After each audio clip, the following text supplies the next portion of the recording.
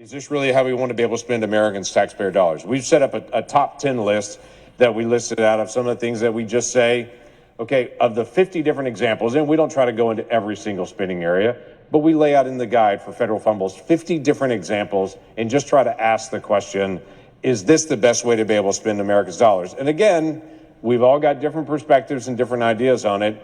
I'm just asking a question. For instance, last year, the State Department did a grant to Ecuador to host 12 drag shows in Ecuador with American tax dollars. Now, may have different opinions in this room on drag shows.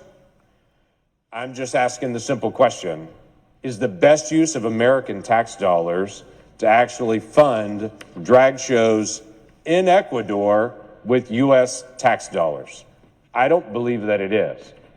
Last year, we actually did a different funding through the State Department that was actually done. Actually, this was the National Science Foundation. Excuse me, strike that. It seems like a State Department thing. National Science Foundation last year did a study of butterflies in Europe. So we funded with American taxpayer dollars a butterfly study in Germany where we paid a Swedish scientist to study butterflies in Germany. I'm not real sure why American tax dollars, that was the best use of that, but that was one of the grants that was done last year. Last year, there was also a NEA grant that was done to set up a display in Brooklyn for the Sgt. Pepper's Lonely Hearts Club Band. By the way, it's not even an American band, and I'm not sure why we had to pay federal tax dollars to be able to do that. My simple question is always, why are tax dollars being taken out of Oklahoma to be able to do that? Always popular, we had an almost, $350,000 grant to study smart toilets. Was one of the grants that we actually paid for with our federal tax dollars last year. We also had a grant that was done studying colonial Mexican soundscapes. Now, I'm sure colonial Mexican soundscapes are fascinating, but we paid for a researcher to travel to Mexico and then to be able to write a series about the sounds of colonial Mexico and how they could be used to be able to influence communities. We, last year, did a study on helmets and seatbelts in Ghana to be able to study whether seatbelts and helmets were effective for saving lives in Ghana.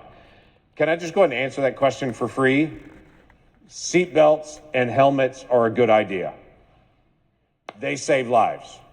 Free. I can go ahead and give you that advice. How do I know that? Because we've already spent millions of dollars in other studies here in the United States, but instead we spent money in Ghana studying helmets to see if they're actually a good idea there. And amazingly, they discovered, yes, they are. There was also a grant that was done last year. I've got to just walk this one through. This was at the Springfield Museum of Art in Missouri. There was a grant to be on a display, an installation in the exhibit in the museum called Yoko Ono Mend Piece. Now, let me just read this to you. It's a simple white room where shattered cups and saucers are placed on a table, and participants are asked to mend the fragments together using common household items like twine, glue, scissors, and tape, and the resulting works are displayed on nearby shelves as evidence of the power of collective action. Again, I'm not opposed to fixing broken saucers in a public place and displaying them. All I'm asking is, why did Oklahomans work overtime last year to pay their tax bill to fund doing the Yoko Ono White Room where people fixed broken saucers?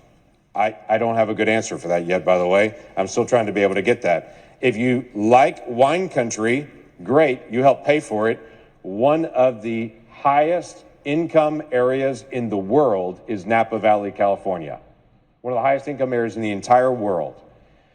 The good folks of Oklahoma helped pay for a wine pedestrian trail through Napa Valley because apparently Napa Valley didn't have enough cash to be able to pay for the 8-mile walking trail through wine country, some of the most expensive real estate in the entire world. So the taxpayers in Oklahoma had to pay for that wine country tour trail. If you like traveling to Hawaii, enjoy the trip. When you get there, if you go to a farmer's market, you'll find out that you help pay for that farmer's market because the farmer's market in Hawaii received $3.4 million to be able to fund the farmer's market. If you go to New York City and pay a very high dollar ticket to get into a private location in the Metropolitan Opera to be able to watch the opera, you will feel safer, I'm sure, when you go to the Metropolitan Opera, because almost $750,000 was given to the Metropolitan Opera in New York to help them install a new fire suppression system with federal tax dollars. If you like traveling to Paris and you go to a butcher shop in Paris, you may be fascinated to know, since the 13th century, apparently butchers in Paris have come up with their own private language. It's like a super secret private language among butchers in Paris. Fascinating for the French to study, but unfortunately, the American taxpayers paid for a study of French butchers' private language for fear that it is diminishing and fading away. So the American tax dollars paid for this study in France to study the secret language of butchers in Paris. Can't tell you why. You may know the story of let me see if I can pull this out, the parable of the sower. It's a very famous biblical story, the parable of the sower. Well, this particular version of the parable of the sower was actually a little bit different. What your tax dollars paid for is actually an event that was done to teach climate futurism and to be able to use the parable of the sower from the Bible, but to reteach a new religion called Earth Seed, using the biblical story of the parable of the sower and talking about humanity's destiny to be able to leave Earth for other planets. It wasn't the writing of the book. It was a conference for teachers to make sure teachers know how to be able to teach this new version of the parable of the sower and about the religion of Earthseed to their kids. That was done with your tax dollars. Not leaving Ghana alone, there was also a study done in Ghana last year. Not only did we do one on seatbelt studies and helmet studies in Ghana, we also did an interview project that was almost $200,000 in Ghana to interview taxi cab drivers and truck drivers to ask them about how difficult driving has become with climate change. If it's harder to drive now in Ghana based on climate change, your tax dollars paid for that. And if you don't like that I'm discussing anything on climate change and you may disagree with that, well, perfect, because there was also a fund that was done with your tax dollars and the National Science Foundation to study how to influence people that disagree on the issue of climate change, with a study that was done for $400,000, the study on pluralistic ignorance gaps in climate change, and to be able to determine how to speak to people, as the study says, who are ignorant on climate change, and to be able to re-educate them on that. So if you disagree on this issue, we're also studying how to be able to re-educate you on this issue. Last year, we also spent $991 million on soft-sided facilities, those are called tents, along our border in Mexico. Now, best estimates on this, there's about 2 million people illegally crossed the border last year. So if you run the numbers on it, we spent somewhere around $500 a person on the tent facility they were processed through just to travel across the border. Listen, we've got differences of opinion on lots of issues. I'm respectful of that. I understand that people of Oklahoma don't think like people in other areas of the country. I also understand not everybody in Oklahoma thinks the same way, and I'm respectful of that. But I've yet to find anyone that wants their tax dollars wasted. People literally work overtime to be able to feed their families. They're working 2 and 3 jobs. And in April, when they pay their taxes, they want to know it went to roads and infrastructure and national security.